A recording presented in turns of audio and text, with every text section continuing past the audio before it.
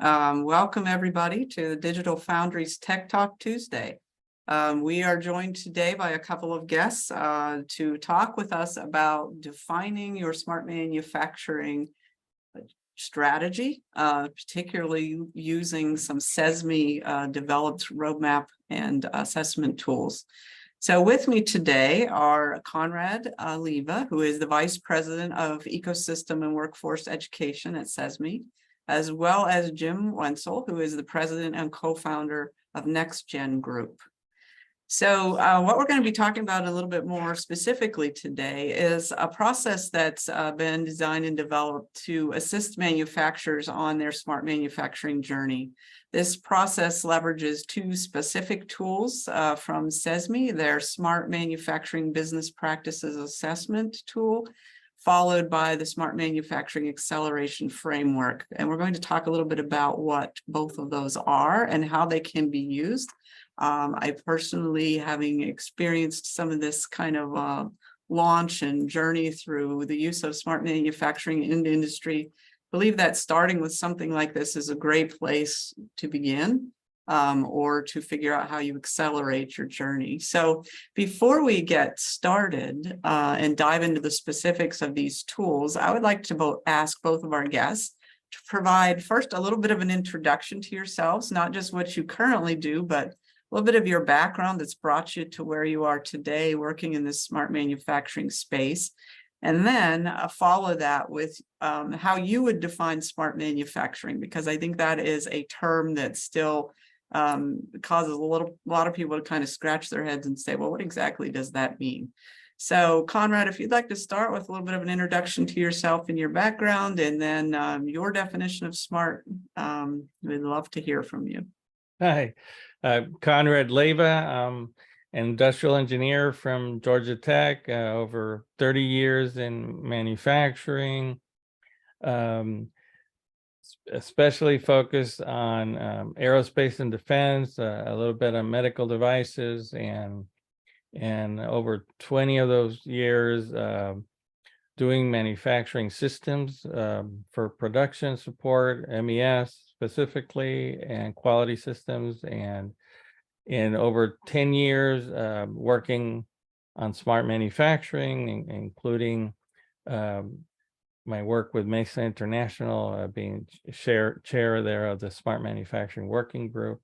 And right now I'm Vice President of Ecosystem and Workforce Education at CESMII, the Smart Manufacturing Institute.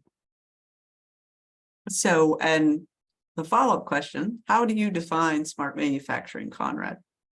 Oh, I define smart manufacturing as the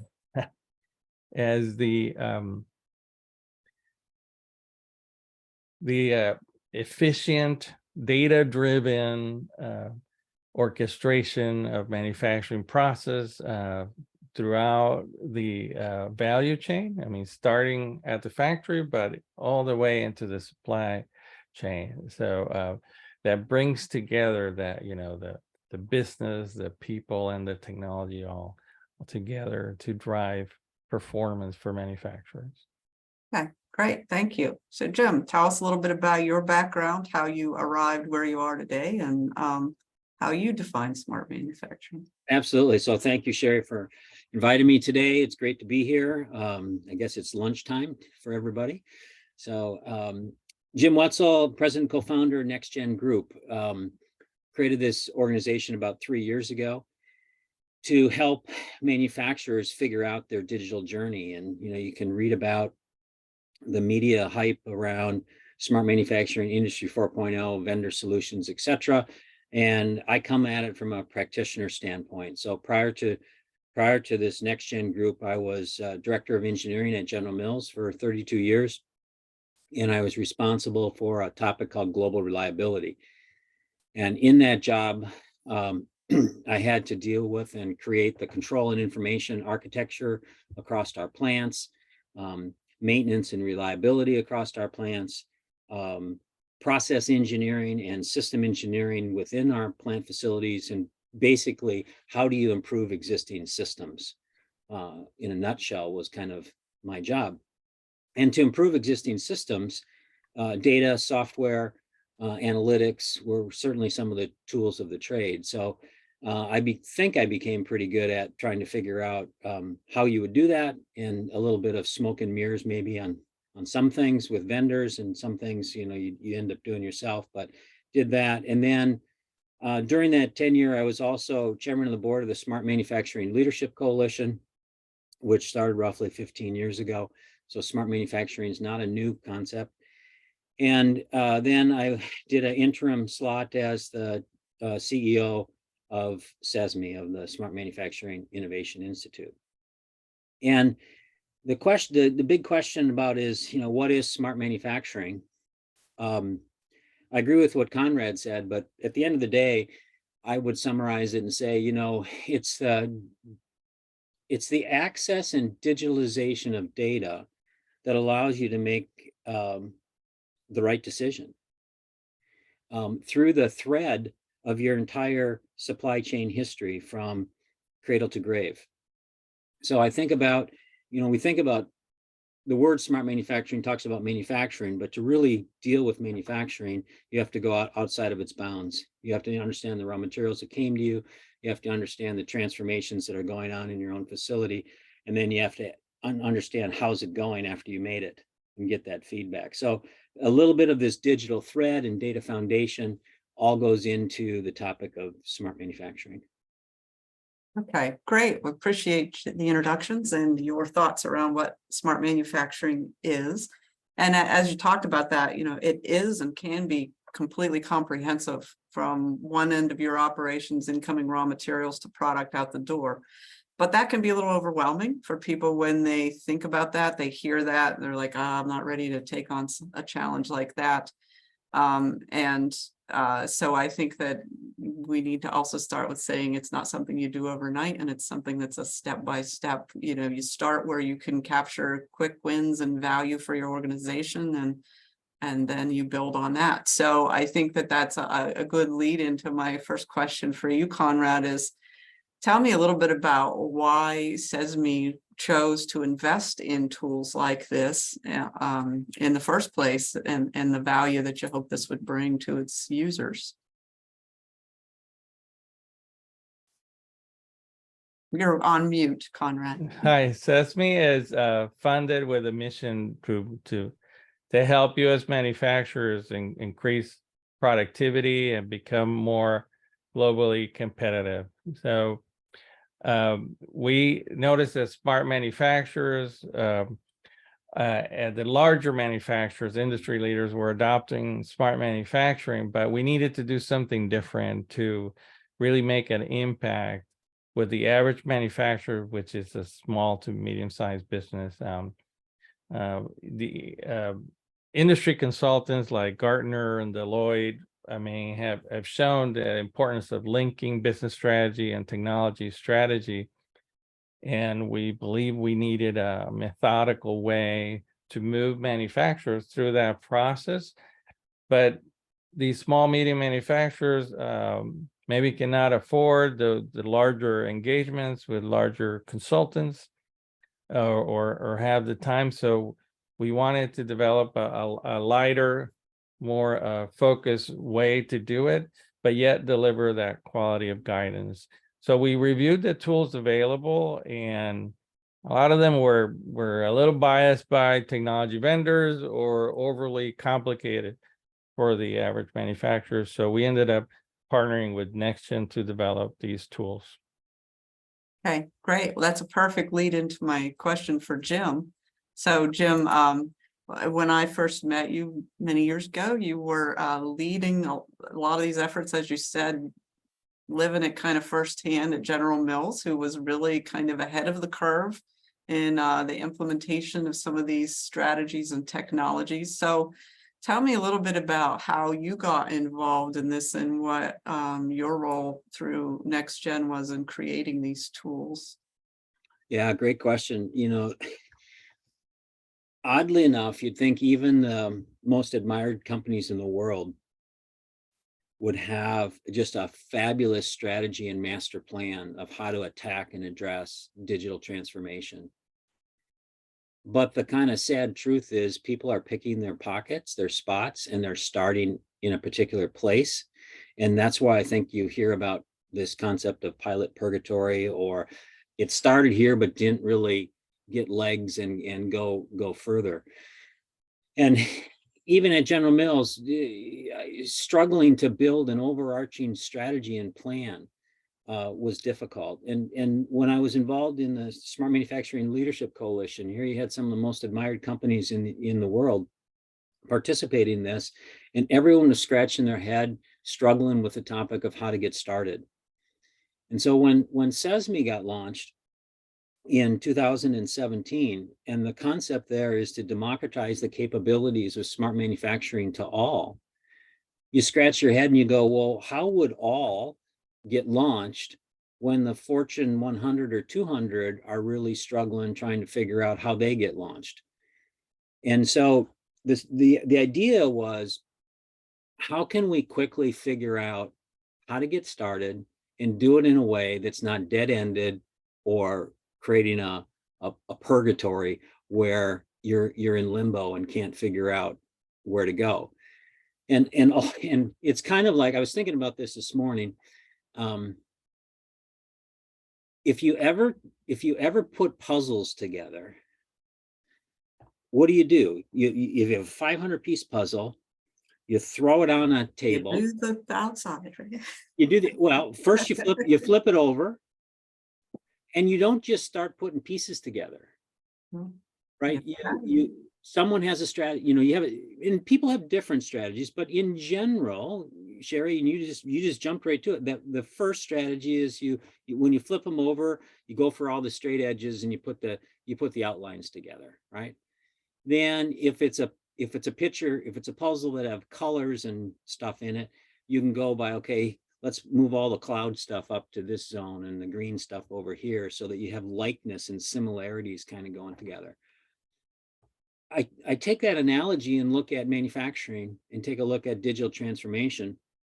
When you don't have a plan, you dump your puzzle out, and what are you doing?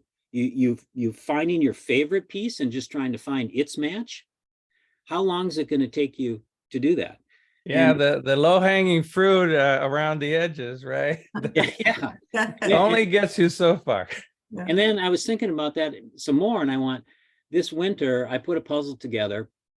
It's wintertime, and you kind of, use it for a variety of putting puzzles together for a variety of purposes. And lo and behold, I didn't find this out to the end. The person that put the puzzle together before me, because this was the second time this puzzle had been put together, misplaced 9 pieces. So now I'm trying to put this puzzle together, 9 pieces are missing. Well, I don't know which 9 are missing. I don't know if it's an edge or a center. I have no idea. And so I was thinking about the analogy there is, you think about the disruptors that you have in smart manufacturing, where you don't know who they are or where they're coming from, but the pain that happens, the inefficiency that happens as you're trying to move forward, and you just can't quite figure it out. I'm staring at the puzzle like forever, and I'm missing like 3 edge pieces, and go, they have to be here.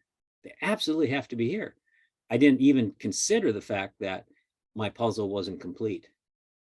And so as I think about the puzzle pieces of smart manufacturing and how you put them together and what stuff goes first, and is there a strategy that you can apply, I think there's a ton of analogies. So what I'd like to do is just quickly share with you the overview of the process that got created, because we'll end up talking about this. Right. Yeah.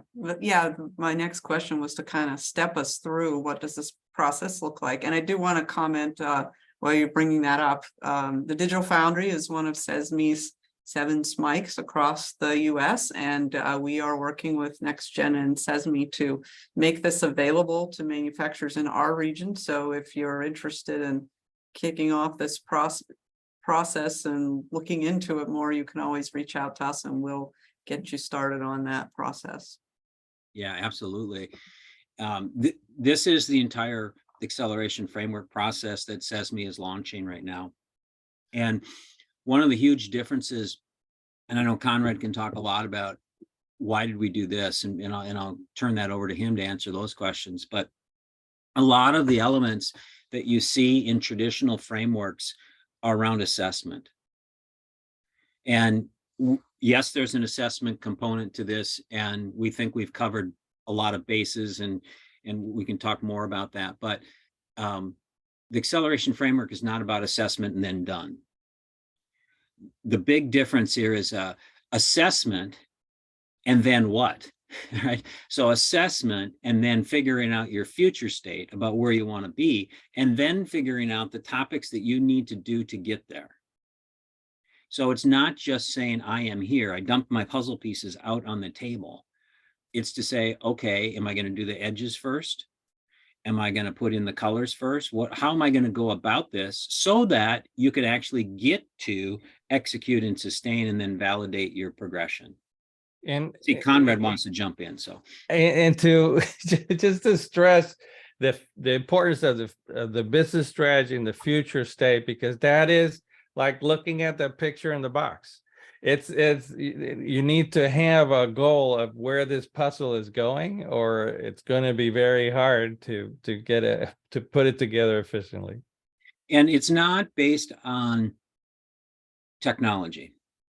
This whole discussion is enabled by technology, and technology clearly will be in the methodology to get there. But where you're getting to is meeting your business objectives. So it's the what and why of your business, what must be done and accomplished for your business. And yeah, there could be people, process, or technology levers that you're going to pull as you define your strategy and as you define your roadmap. But you're not just doing this so you can somehow self-proclaim that you're digitally transformed, or that, you know, someone says you have a digital thread. It's because you're trying to accomplish something that can be enabled through this process. And so I think what you're saying, and having gone through some of this with you already with some users, there's the first and foremost, what does success look like from a business standpoint? Because if the technology investment isn't driving you towards a value in your business, then you're wasting your time and money. So first and foremost is, you know, what business strategy do you have? What value do you want to capture that will demonstrate to your organization that you are successful in those investments? The second piece of that is a cultural element. You talked about people, processes, and technology. Well, and it's not technology driven necessarily, because technology is often the easy part, getting all the people on board, getting them moving in the same direction, getting them aligned with what is our strategy and what does success look like. And so you're saying that, you know, all of that's built into this, because if you're going on a journey, you need your roadmap, but you also need the people who are traveling with you to be in the same car on the same road, right? So yeah, Sherry, and if you don't have that, what you'll end up with is what I've called in other venues is an ecosystem of stuff. You will have people with the right commitment and stuff, but let's say with no strategy, solving a problem that makes their life better somehow. Mm-hmm. So you think about your IT stack, you know, all the admin tools that get generated in databases and security and so on, so that they can perform their function better. How does that tie off to business objectives? Some of that's kind of sketchy. So we're trying to flip this boat around and say, no, it's the business priorities, it's the business impacts that are driving this ship. What must be done? What must be true to make that happen? So a question that for both of you to comment on is, and Conrad, you alluded to the fact that you started with, and I know Jim was part of this process as well, looking at what's out there. There's a ton of assessment tools and you know, other processes for going through this. I, like you, Jim, was caught many times in those big consultant exercises inside of a large corporation that could take years and lots of dollars. So tell me about how this process differs in your mind, and what is important about this differentiates it for those that are interested in using it. Yeah, well, I think there's some key things. very focused on the manufacturers taking ownership of this process of developing the internal champions, mentoring them, coaching them, versus doing it for the manufacturer. Taking over and getting in there and doing a lot of the work ourselves, as most consultants do. So what we want is to develop that internal champion, because, or team of champions, because really that is going to be the team that's going to carry that forward. And for it to carry forward, then it needs to be very tied to the business strategy. And that means the revenue strategy, right? So we're also going to stress along the way that how this is tied to the growth of the company, not just cutting 10-20% cost down, but really how are these initiatives tied to growth, to the future, to this company being more competitive and in a better position for partnerships and collaboration in these digital ecosystems that are evolving. And this is the new way manufacturers are competing, and data is a big part of it. Data exchange, high communication, quick turnaround speed, flexibility. All these things are becoming very important, and manufacturers, we want them to understand how technology enables them to do that. But we think a lot of that approach of making it lighter on the consultant, getting the team to take more ownership, is really part of what makes it successful. Yeah, the other thing that I would add that's a differentiator as well as a success generator is, it's not what Conrad said early on. It's not done to you, it's done with you. That's a huge difference. We are looking for as many folks in the organization to get engaged and involved in the process as feasible. So even when we start off the strategy of assessment, it's more of a crowdsourced assessment than it is one person's opinion of the current state of an organization. And so, not to throw shade at some of these other assessment tools, but crowdsourcing is a bit unique in the approach of how we're doing it, as we can also understand gaps or blockers to strategy, right? So if you said, okay, my puzzle making strategy is to start with the outside pieces, and you got half of the organization saying, no, I'm just gonna try to find matches. Well, you're not rowing the boat together. So how do you get to row the boat together is you ask everyone kind of what's going on, what's your thoughts, and what's your opportunity map. And that's what we go through in assessment. And then we deal with the alignment and misalignment in this focus phase to really get into and roll up our sleeves about how can we get everyone rowing the boat together so that we have a plan that can be executed and everyone's on board.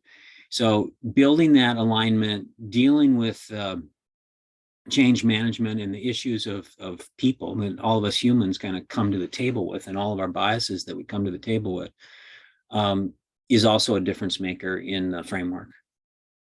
Yeah, and that's you've already answered part of my next question, was about what is required of a manufacturing company who participates in this. And we talked about a few of those things. Conrad, you mentioned you need to have somebody who's a champion, whether that is one individual who's really going to own this and drive this, or a team of champions. Jim, you talked about the crowdsourcing. You want to get as many people involved and kind of owning it and being a part of it as possible. And that this is about doing it with you, not to you. So anything else you want to add around what, if someone's stepping into this, what should they expect, and how are they going to drive both the timing, the pace, and the outcomes? Yeah, I'll add a couple things. I see Conrad wants to jump in as well. Just a couple things. You know, when Conrad and I, we've done a couple education classes on this. We're doing one next week, sponsored by Smart Manufacturing. Society of Manufacturing Engineers up in up in Connecticut, up in New Springfield, Massachusetts. I'm flying into Connecticut and then driving up to New Springfield. But when we ask the audience, and the audience can be presidents of companies, CFOs, directors, etc., engineers, and we ask the company, what if you could double the capacity of your production line? What's it worth? What if you could eliminate all the waste in your factory? What's it worth? What if you had total visibility, transparency, and action on the flow of the raw material through the conversion process to the finished good? What would it be worth? Everyone, there's not a single person in the room raises their hand and says, I know.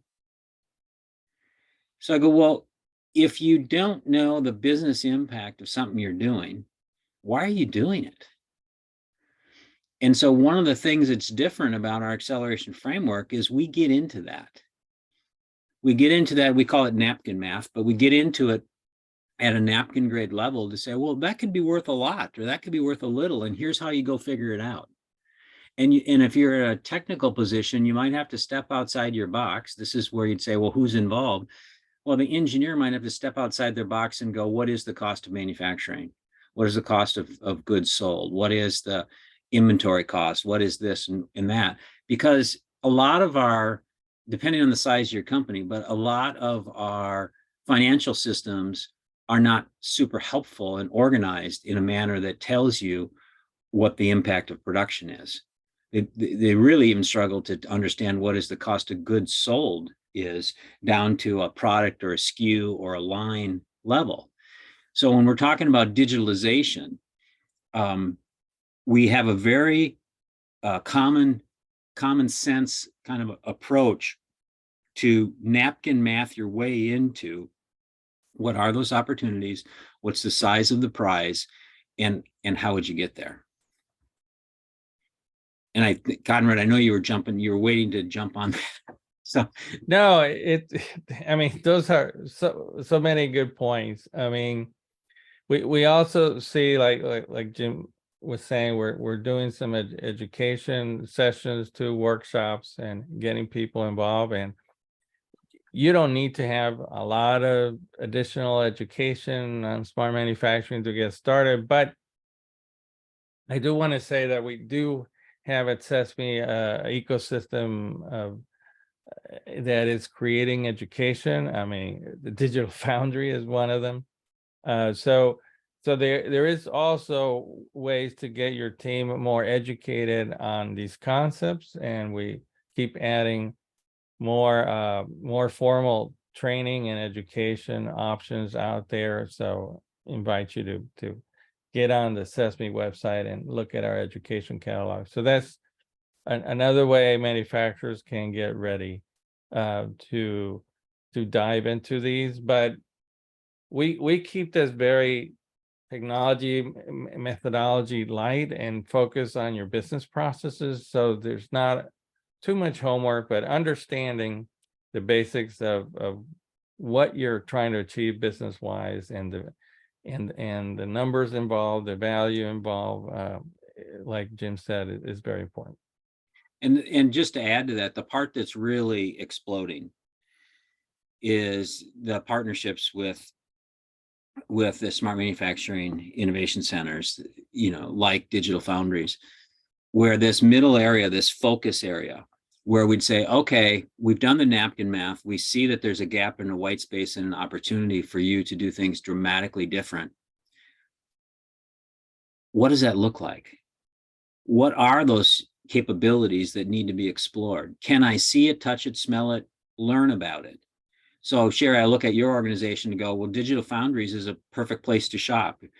Come to Digital Foundries and begin to see some of the art of the possible and explore some of these things. And CESMII's got that, in other locations across the country as well. But these smart manufacturing examples, the technology that is available, along with with the tool set, we're saying, why should you be looking at this?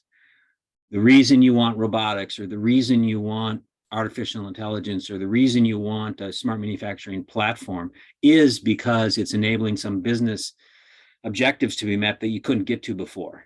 So now that you're straight on why you're doing it, what's possible? And Right. let's take a deep look into that. And let's make it so it's not something too scary to bite off. Like let's boil it down to, which is where that kind of the roadmap part comes in. Let's boil it down to some projects, some initiatives, and that's part of why we exist, is to help people take those steps. Where do you start? How do you start to take what you came out of this assessment and focus and turn it into an actionable plan? Because that's really where the true value is going to come, is that you turn this into action. So yeah, I'll just add on to that, because I like to use analogies, because I figure that it's easier to explain, more common sense. The current marketplace is like a lumber yard, and they've just dumped the 2x4s on your yard and said, well, there you go, we got everything you need. Well, wait a minute. Is everything I need available to build my house? Absolutely. All the components are there. Well, wait a minute. What about the design? What about the plan? Right. So again, without a plan, you're staring at 2x4s and you don't know where to start. And all of a sudden you got a garage built, it's like the Winchester house out in California, where you have windows that goes into walls. How do I do this in manufacturing so that it's thoughtful? I don't have a window going into a wall. I don't have to rip stuff down that I just built up.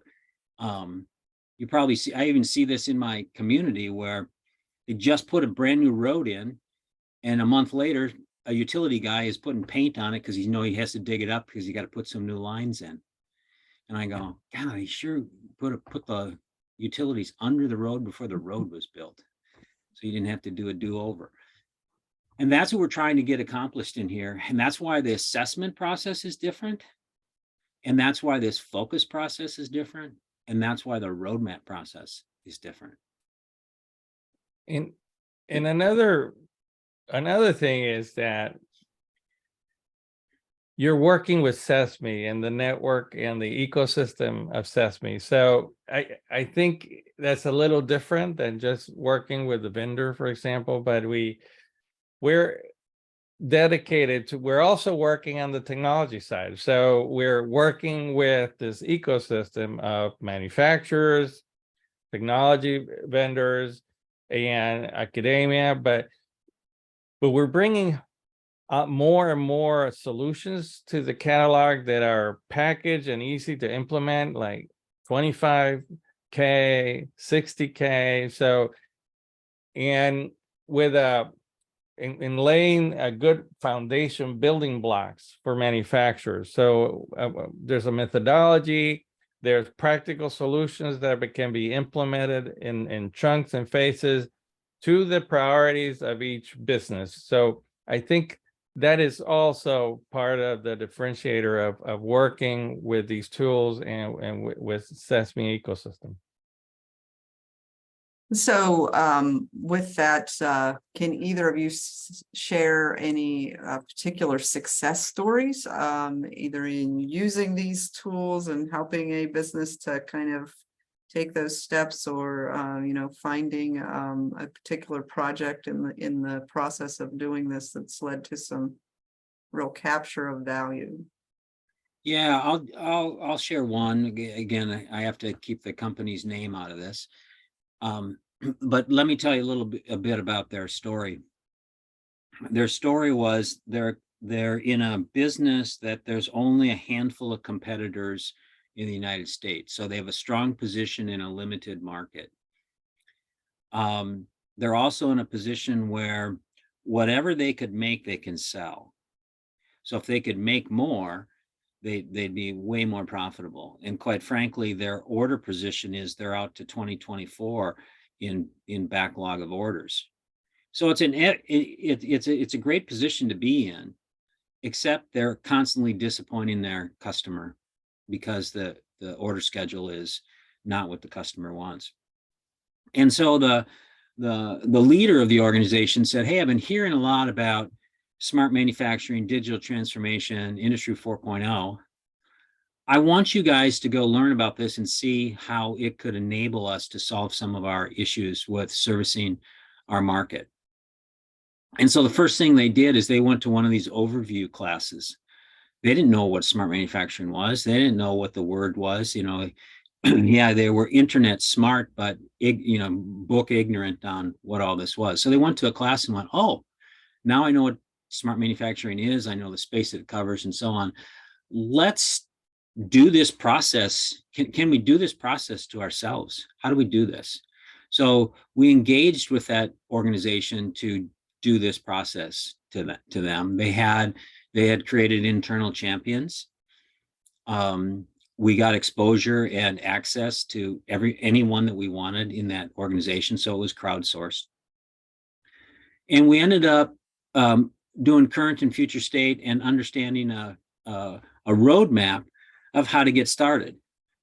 And that was frame breaking for them because they didn't know how to launch. They didn't know how to start. And they didn't want to start and stop or start and undo and then restart.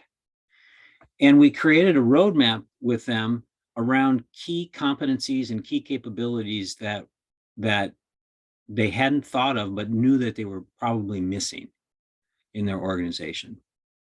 And so they kicked off 4 projects, one that goes after their ERP technology in space and how they leverage to actually get to understand the cost per SKU. What is it in real time? What does it actually cost to deliver a product to the market so that they could eliminate not profitable SKUs and accelerate profitable SKUs? So you kind of go, well, that's simple. Didn't you have that capability? No. Accounting averaged it. Accounting summarized it all. So they have to change the way data is collected on the factory floor so they can get more granularity to what's truly going on. Second thing was around understanding how they get more efficient in the factory. So a fair amount of waste and a fair amount of downtime happening due to inefficiency and stops and blocks and micro stops. They weren't capturing any of that information. So now they have a data foundation and a digital collection plan that they're in the process of executing right now. And these projects are not, they're not multi-million-dollar projects. They're agile projects, 2 weeks to get this capability built, 2 weeks, much more of an agile methods approach, much more of a light footprint approach. And using the vendors they already had, but asking different questions and then augmenting with some of the standards that CESMII can bring to the table. And it sounds like a big part of that too is breaking down those silos. That what you do in operations needs to be tied to your accounting process and vice versa, right? Correct. You can't be developing those cost of goods sold and how to do your pricing if you're not tying all your data together, which is what Smart's all about, right? Yeah, and one of the things that shifted for them was they always probably could do some form of that. No one really ever articulated and asked for it. No one said the reason that you're designing your accounting or an ERP system is not just to do the book of records, but it's so we can manage customers in a resilient, agile manner, and we can get our backlogs down, and we can understand when to increase capacity in our plant and when not to. And they went, oh, we just thought this was an accounting system, to make our books right and our taxes right. No. It needs to follow this purpose. Same with your maintenance system and your data collection system and so on. Why is it there? Well, it's to do these things.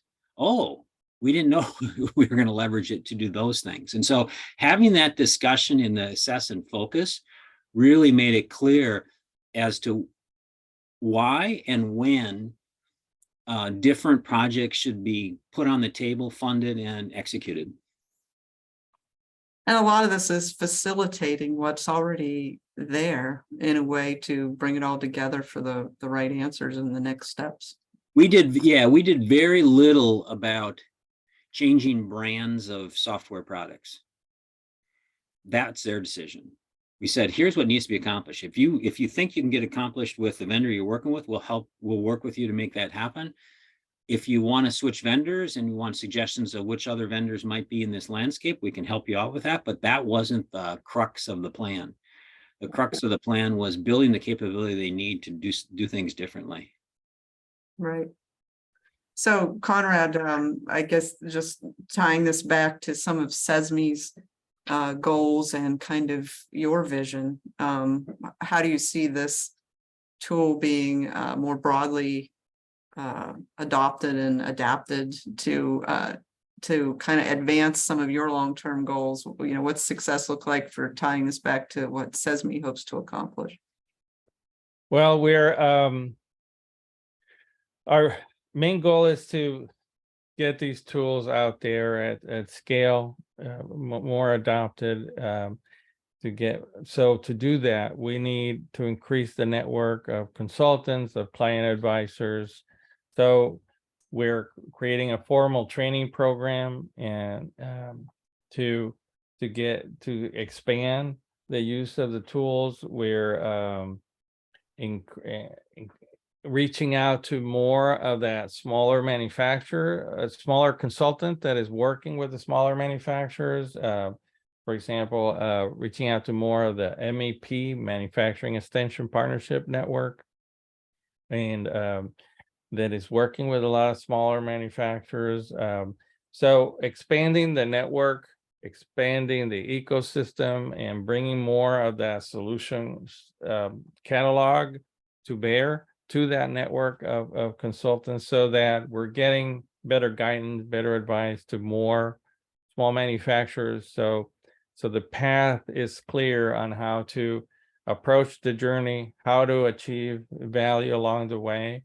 That's really aligns with the mission of CESMII, and that's how we see these tools and this network being a big part of what we're doing, and part of the broader education need that is needed. Because if leadership doesn't understand the value of implementing and adopting technology, doesn't link it to business strategy, then it's just not going to happen.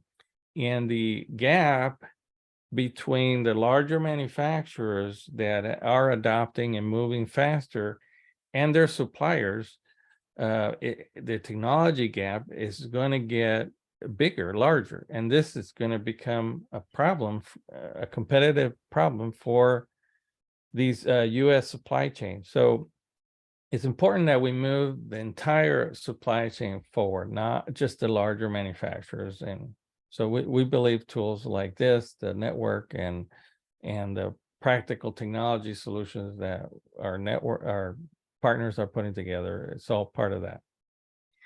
I'd like to add, Sherry, to this around, what success looks like and kind of where this is going. With CESMII's goal of democratization, the design purpose of having a framework was to right size it for the manufacturer. One of the frustrations I had back at General Mills is, potentially we might have had a checkbook that allowed us to hire one of the big companies to develop a very robust strategy. By the time that was all done, year or years would pass, and there'd be no money left to actually execute the plan because it took so much. So one of the things I want to get back to is to go, there's a agility and nimbleness to what we've come up with here that can we can right size it to the size of the manufacturer to do this quickly. So we're not talking millions of dollars to figure out a plan. And I know a lot of companies, and I was in that camp of being process averse.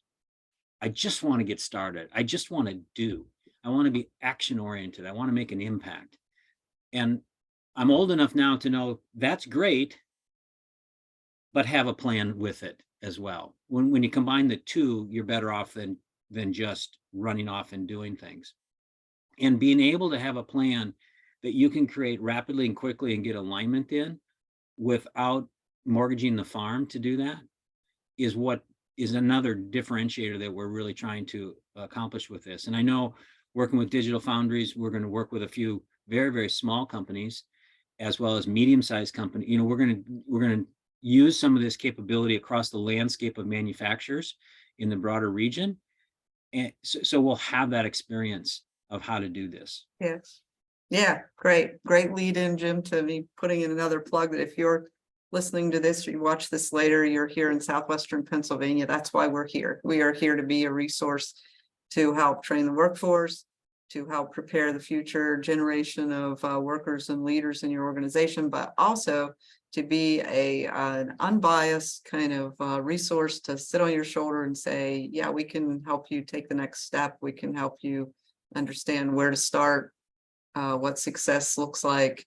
We can help you access these tools. And we, in particular, while we are working with some larger companies too, we especially want to make these kind of things more accessible to the small to medium businesses who often don't have the resources to sit down and really think this through. And so we want to be a part of your team to help make that happen. So that's a good place to get started. Any final comments from you, Conrad or Jim? And then we're going to open it up to any questions that our listeners might have. Please reach out.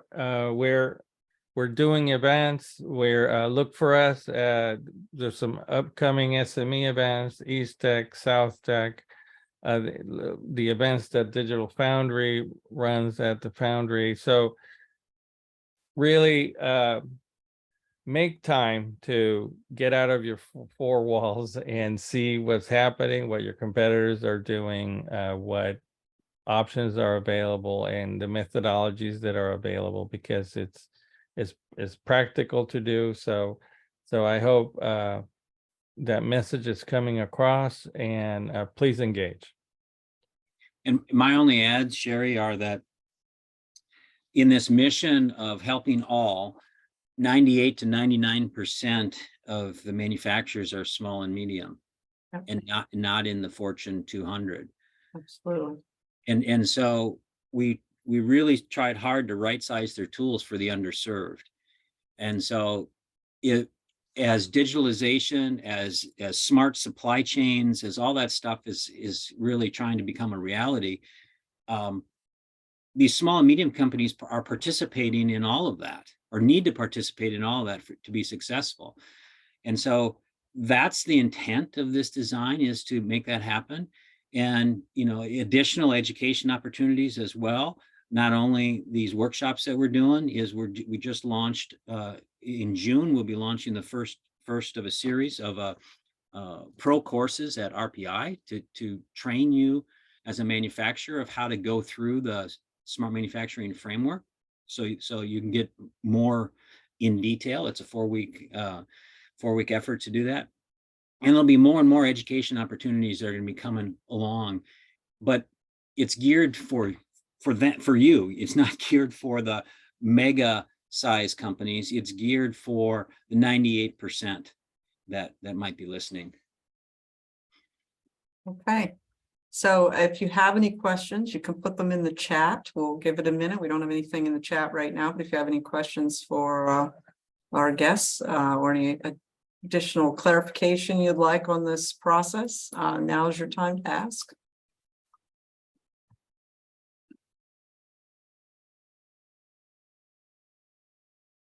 So while we wait, excuse me, I did want to mention, you talked a little bit about education, Jim, and Conrad, you as well. We have some series of what we call our signature digital manufacturing workshops that go from level 1 entry level all the way up to a level 3 for a little bit more advanced engineering content. Our level 3 actually just kicked off this morning, or this earlier this morning. And so we encourage you to take a look at those if you're looking at how you get your team kind of on the right path to starting your smart manufacturing or digital manufacturing journey. So we do not have any questions. We appreciate the participation today. I see Corinne, who's helping us host this, has posted in the chat a link to the Digital Foundry services and training. Please reach out to us. Let us know how we can help you. And I do see there's one thing posted in the chat. If we want to get started, do we reach out to the Digital Foundry, CESMII, or NextGen? If you are here in the Southwestern PA region, please reach out to the Digital Foundry as a starting point. We're your local CESMII Smart Manufacturing Innovation Center, and we'll pull in the right resources as needed. So thank you for that question. Okay, if there's nothing else, we appreciate our guests today. Thank you both for your time and sharing some of your experience and expertise. And stay connected with us on social media. We always have a lot going on. We'll have more of these in the future, our training, as well as other events at the Digital Foundry. We'd love to hear from you. Thank you both very much. Thank Have you. a great Tuesday. Thanks for having us. Thanks. Yeah, bye.